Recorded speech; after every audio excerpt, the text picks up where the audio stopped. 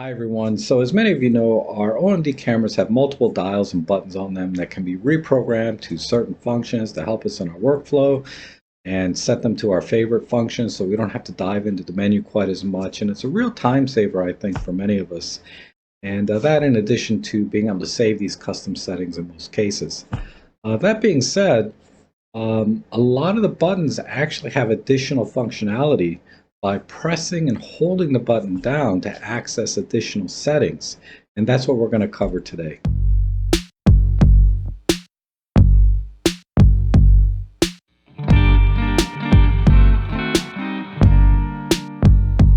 Now what I'll be showing you today will be applicable across most of the Olympus OMD line, including many of the pen models, the PL8s, the Pen F, etc.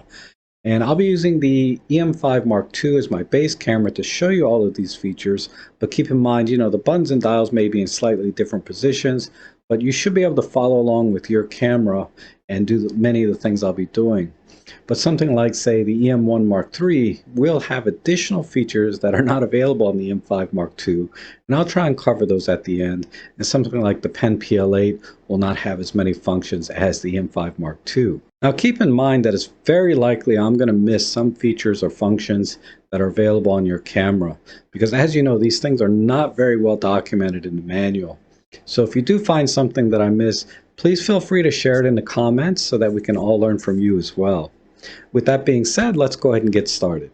Alright, so I've done a full reset on the EM5 Mark II, and where I want to start is to show you the buttons that by default have press and hold functionality. And by default, actually, 4 of these buttons have press and hold functionality. The function 2, function 3, and function 4. And the default settings for these functions right now is highlight and shadow. This is the live view switch and HDR. And then the 4th button that has press and hold functionality is the OK button.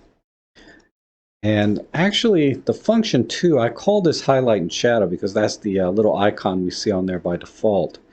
But it's actually labeled as multifunction in the menu. And this is the most confusing but most interesting press and hold functionality on the camera. So let me show you what I mean. I'm just going to tap the function 2 button like so, and you can see it brings up the highlight and shadow menu. And then we just rotate our front and rear dials. I can click the info button, adjust the midtones, toggle back with the info button. But you'll notice here it now says reset OK hold. So the OK button by default, let me bring it up again. If I press and hold this, it'll reset the highlight and shadows, and you can see it also reset the midtones. However, when I said this was a confusing button, is if we go into the menu and we look at the button dial lever menu, this is where we can reprogram the buttons to do other functions. Let's go in the button function. You'll notice that the function 2 button is assigned as a multifunction. So what does that mean? Well, if I press and hold the function 2 button, then rotate the rear dial, it'll actually bring up additional functions. So let me show you that. I'm going to press and hold function 2 button and then rotate the rear dial. And you can see there's the highlight and shadow. If I rotate the dial, I can change this function to be a color creator, magnify button, or I can change it to adjust the image aspect ratio. So let's change it to, for example, color creator, like so. So now when I tap the function 2 button, it's not going to bring up the highlight shadow menu. It's actually going to bring up the color creator dial. So I'll do that. I'll tap it. And you'll see now that I have the color creator dial up. And this is an art filter that just sort of tints your picture to wherever you rotate it. You can increase and decrease saturation. This is a fun thing to play with if you're into art filters. But I'll tap the function 2 to turn it off. And now this function button is the color creator button. All right, let's look at another function. I'm going to go ahead and press and hold the function 2 button, rotate the rear dial. Let's go to magnify. So now when I tap the function 2 button, It'll bring up our magnify icon or loop so that wherever this is positioned in the frame, that's where the camera is going to magnify the image so that you can get a closer look. And I can move that to anywhere in the frame, and then when I click the function 2 button again, it will actually magnify onto that part of the frame. And I can just click the OK button to get out. But if I just push the function button once, again, we're seeing our frame and it's moved up to the top. But rather than moving this back down manually back to the center, I can press and hold the OK button and it'll automatically recenter the magnify point. And then I can click OK again to get out. Now let's go back into the menu because the function 2 button is assigned to multifunction like I showed you. If we click over to the right, we can reassign it to something else, and I'll come back to this. But the multifunction button can be programmed for additional things other than the 4 items that we saw. Because right now, let me show you again. Right now we have magnify, image aspect ratio, highlight shadow. But if we go into the menu and go into the display menu, click over to the right, and scroll all the way down until we see multifunction settings, because you may have seen this before and wasn't sure what this was for. And you can see we have these 3 boxes checked: magnify, image aspect, color creator. Now highlight shadow is always going to be the default for multifunction, so that's why it's not listed here. It may be on other models, but on the M5 Mark II this is how it's set up. But I can add ISO and white balance to the dials. This is ISO white balance again, but in reverse order. And then a simulated optical viewfinder. Now that that's done, I can go back, tap the shutter button. Now if I press and hold the function 2 button, you can see there's more items here. There's the image aspect, there's the simulated optical view, highlight shadow again, there's our white balance and ISO. And what that means is what those 2 little icons that you see there represent the front dial and rear dial. So if I tap the function 2 button like so, if I rotate the front dial and the rear dials, front dial will adjust the top and the rear dial will adjust the white balance. Oh, I'm in color creator mode. Color creator forces auto white balance. One of those kind of undocumented things. But okay, so if I push the function 2 button, I can rotate, change my ISO quickly, or rotate the rear dial and change the white balance. Alright, so that's the default setting for the function 2 button. Of course, if you don't want function 2 button to be multifunction, you can assign it to something else rather than multifunction. So now the function 2 button is programmed for bracketing. So you can see the little bracketing icon toggles on and off. And we'll come back to that. But let's look at the function 3 button. The function 3 button is set to your view selector, so it'll swap between the super control panel and your live view. So if I tap that, you can see the super control panel comes up. I tap it again, it toggles it back off. And this is more typical of like the mirrored DSLRs where the live view just showed you your settings, and then you would have to look through the EVF to actually see, or the OVF on a DSLR to actually frame your image. So that's what that's simulating. And then by default, the setting is to, when you bring your eye up to the EVF, it turns off the live view and then turns on the EVF. However, if I push and hold the function 3 button, I can rotate the rear dial, and now it brings up the EVF auto switch, and right now I have it turned on. If I turn it off, click OK.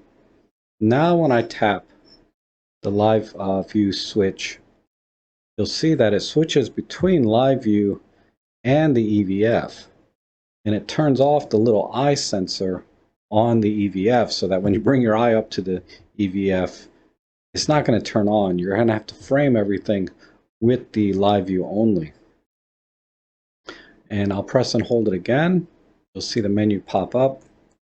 I'll turn this back on because this is the default setting and typically how most people like to have it. Now the live view edit or switch toggles between super control panel and the EVF, or the live view, and the little eye sensor is turned back on. All right, now by default, function 4 is programmed to the HDR. So what we do is we just tap function 4 button, and you can see the little HDR icon comes up, and it will do an HDR function. And normally what you have to do is you go into the menu, and you tell the camera what HDR mode you want. So you could have HDR1, HDR2. There's a lot of settings here, and it may be different on your camera, but on this camera, you can turn it off like so. But if I want to turn it back on, I just tap function 4 button. You can see we're back in the HDR. But rather than have to go in the menu to choose an HDR mode, you can press and hold the HDR button like so and rotate the rear dial. And this is where you can select which HDR mode you want. So let's say I want to use HDR mode 2 instead. Now it's selected. Or I can turn HDR off like this. And if I turn it back on, you'll see that if I go into the menu, that it's set to HDR2. So it'll remember whatever mode you set when you were pressing and holding. So I can press and hold, rotate the rear dial. Let's say I want to do 5 frames with 2 EV separation. If I look in the menu, you can see that it remembered that. And I can turn it off. But if I turn it back on, you'll see that it remembered we're on 5 frames, 2 EV separation. Now, if you remember, I reprogrammed the function 2 button to be the bracketing button. So if I tap the function 2 button like so, you'll see the bracketing icon come up. And now I'm in the bracketing mode. And normally what you have to do is you go into the shooting menu number 2 for bracketing. And then you can select different bracketing modes. And for each bracketing mode, like we have exposure bracketing, white balance bracketing, flash bracketing, ISO, etc. I can click over again and change the bracketing mode that I want the camera to be in. However, if I push and hold function 2 button, it'll take me right into that menu. So instead of being 2 EV, 2 frames, 0.7 EV, you push and hold again, I can change it by rotating the rear dial. So you'll see the icon here. This is the rear dial icon, this is the front dial icon. I can even change the bracketing mode I want to be in. If I want to be in white balance bracketing and do an AB, I don't use these very often, but most likely what you'll be doing is just auto exposure bracketing and then changing this to say 5 frames with a 1 EV step. Click OK. And now the bracketing mode is set to 5 frames, 1 EV step, and we can confirm that by looking in here. You'll see that it says again 5 frames, 1 EV step. Now the most common press and hold function you'll probably be using is the OK button. So let me show you what I mean. If I change my focusing point, say up to this corner, and then take my picture, and I want to move the focusing point back to the center, rather than using the D-pad to kind of move around, all I have to do is press and hold the OK button, and it'll recenter my focus point. Another function that I can use for the OK button is, I'm dialing in my exposure comp by default. I'm just rotating the front dial, and you can see it changing here. If I press and hold the OK button, you'll see that it reset the exposure compensation back to 0. Oh, and before I forget, the info button has additional press and hold functionality. Now right now in the photo mode, if I push the info button, all it's going to do is toggle through the different information screens, and pressing and holding doesn't do anything. However, when I'm in a movie mode, like so, if I have an HDMI device hooked up to my EM5 Mark II, you'll see on the HDMI device that you may be recording to icons in the screen. And to get rid of the icons so you have what they call a clean HDMI out, you just push and hold the info button down, and it will get rid of all of those icons.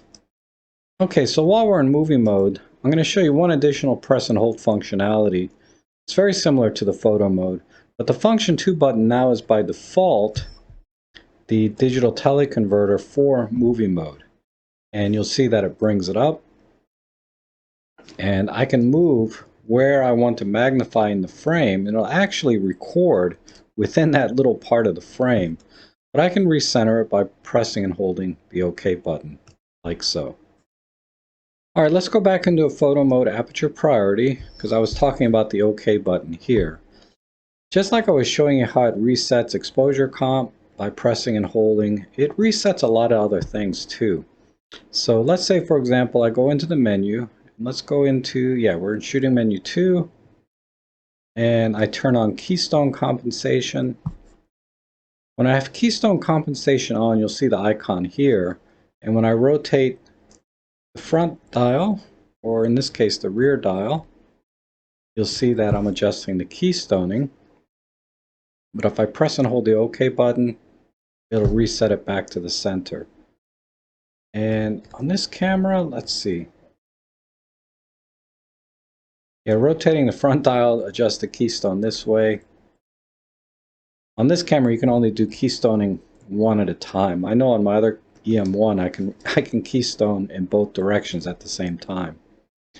But when I'm keystoning, pressing and holding resets it back. All right, one last press and hold function I want to show you has to do with the D-pad itself. Now, by default, the D-pad is set to change the focus point. And of course, I press and hold OK and it recenters everything.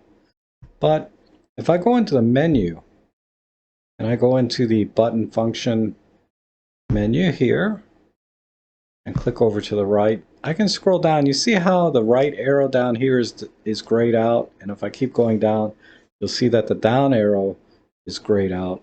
And that's for the D-pad. And this is the D-pad selection. So I'll go in here and I can change it to direct function, or I can disable it. So let's go into direct function, click OK. And now we can see that the down arrow on the D-pad now will control our shutter. And then the right arrow will control our flash mode. And of course, we can reassign this to anything we want, like manual focus. So now the D-pad, if I click to the right, you'll see that it puts the camera into manual focus. I click to the right again, it'll go back to the last focus mode. And down changes our shutter mode, and then I just rotate the dial.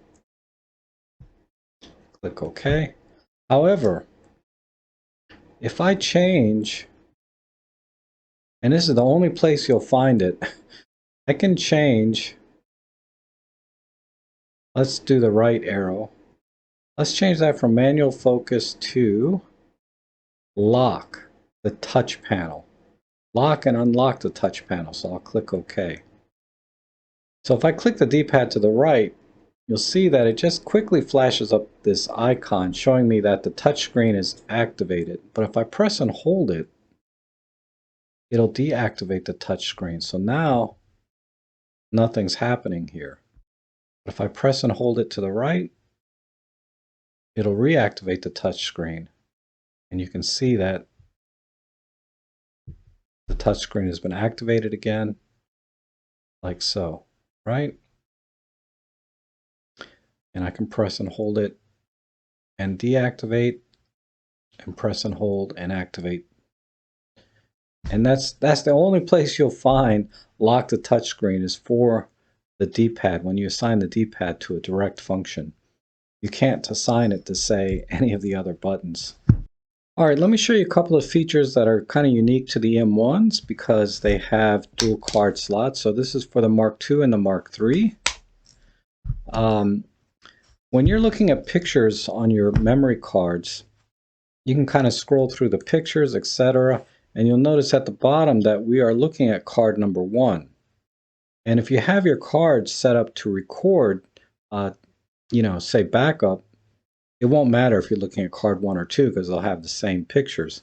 But if you have the cards set up to record, say card 1 gets full, then start recording on card slot 2, then you'll have different pictures. So to switch to card slot number 2, you press and hold the play button, and then you just rotate the front dial, and you can switch between card slot 1 and 2. So let's go to card slot number 2, and now we're in card slot number 2, and you can see I have different images. And also you'll see the icon here says card slot number 2. And I can press and hold, rotate the dial, go back to card number 1, and now we're back to card slot number 1. Okay, and one last thing I want to show you that's, I think, unique to the M1 Mark III. It may be on other OMDs, but it's actually in the J1 menu. You can actually change how long the press and hold time is. So you can change it between a range of 1/2 second and 3 seconds. And I can go all the way back down. So if you don't want to, if you want to quickly change with the press and hold, you can change it to 1/2 second. Or if you want it to take longer, you can set it to 3 seconds. You know, whatever your preference or your workflow is, you can change how long you have to press and hold a button before it actually goes into that additional feature or function. And as you can see, there's many functions here. And most of these, what you see here, are actually available on all the OMDs if those functions are on your camera. So those are all of the additional features and functionality you can get through a press and hold on a function button that I'm aware of. If there's any functions that you're aware of that I didn't cover in this video, please feel free to share it in the comments below. I'd really appreciate it. So thanks for your time. I appreciate you watching. I hope you found this video helpful. If so, consider subscribing to the channel, maybe buy me a coffee. But either way, I hope to see you again soon.